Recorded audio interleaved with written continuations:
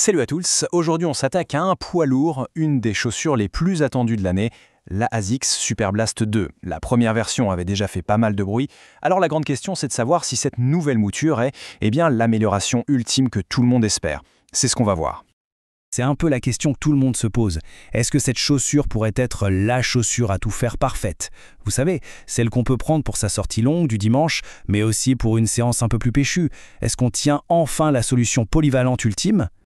Allez, pas de suspense inutile, on va droit au but. La note globale donnée par les testeurs experts est, tenez-vous bien, 9,5 sur 10. Franchement, c'est énorme.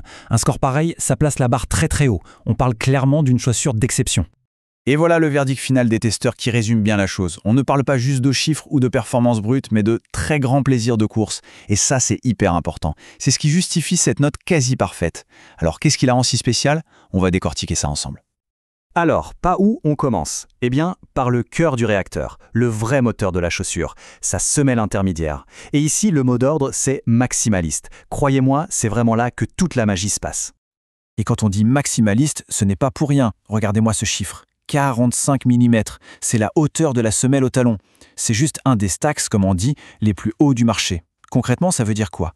Une absorption des chocs qui est juste phénoménale. Le corps est protégé, la fatigue est réduite, surtout sur les longues distances, ça change tout.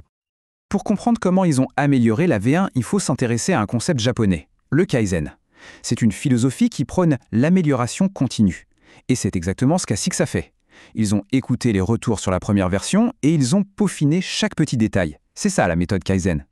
Bon alors, c'est quoi le secret de cette fameuse semelle? C'est un sandwich de deux mousses très différentes.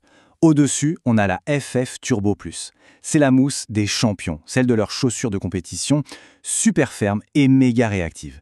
Et juste en dessous, pour le confort, on a la FF Blast Plus Eco, beaucoup plus douce, qui est là pour l'amorti. C'est vraiment une recette super intelligente pour trouver l'équilibre parfait. Et le résultat? Eh bien, les testeurs parlent d'un mélange quasi parfait. L'atterrissage se fait tout en douceur et pouf, juste après, on a un décollage super énergique. C'est vraiment le meilleur des deux mondes. Mais attention, une super semelle, ça ne suffit pas. Il faut que tout le reste de la chaussure suive, sinon ça ne sert à rien. C'est là qu'on passe à la partie supérieure, ce qu'on appelle la tige. Pensez-y comme le cockpit du coureur. C'est ce qui enveloppe le pied, qui assure le confort, le maintien, bref, le contrôle. Et là-dessus, je vous le dis, ASICS a vraiment mis le paquet.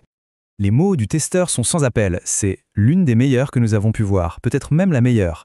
Carrément, ça en dit long sur la qualité de cette nouvelle tige, c'est du grand art, tout simplement. Alors, pourquoi est-elle si bien? D'abord, le confort général est qualifié d'immense. Le pied est super bien tenu, ça respire, tout est pensé pour le bien-être. Même la petite languette à gousset est là pour que rien ne bouge. Bref, tout est quasi parfait de ce côté-là. Mais ASICS ne s'est pas arrêté là. Ils se sont attaqués au seul vrai défaut de la V1.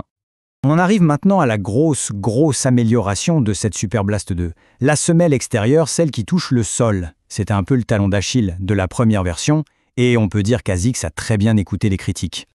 La comparaison est flagrante. On oublie l'ancien caoutchouc à art de la V1, qui, soyons honnêtes, pouvait faire quelques frayeurs sur sol mouillé. Et on passe à la Six Grip. Et là, ça change absolument tout en termes d'adhérence. Et ce qui change vraiment, c'est la confiance. Fini de se poser la question, est-ce que ça va glisser? L'adhérence est juste top, sur le sec comme sur le mouillé. Pour vous dire, le testeur a même couru sur une fine couche de neige sans aucun souci. C'est une amélioration qui change vraiment la donne. Bon, on a parlé technique, c'est bien beau, mais maintenant la question que tout le monde se pose, est-ce que cette chaussure est faite pour moi? C'est le moment de voir à qui elle s'adresse vraiment.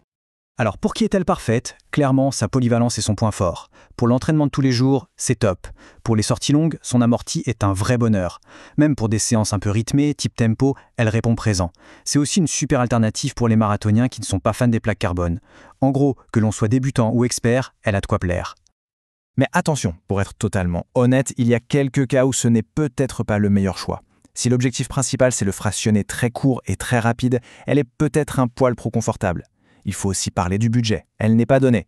Et enfin, petit avertissement pour ceux qui ont les pieds très larges, certains l'ont trouvé un peu juste.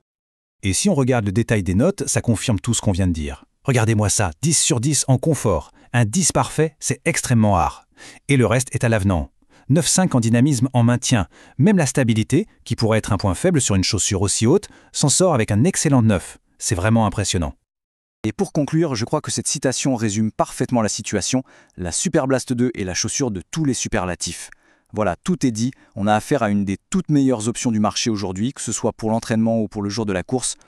Et ça soulève une question super intéressante pour l'avenir. À une époque où on ne jure que par les plaques carbone, cette Super Blast 2 débarque et prouve qu'on peut avoir des performances de folie sans cette technologie. Alors, est-ce qu'on est en train d'assister au futur de la chaussure haute performance sans plaques ? La question est posée. Merci d'avoir suivi ce décryptage.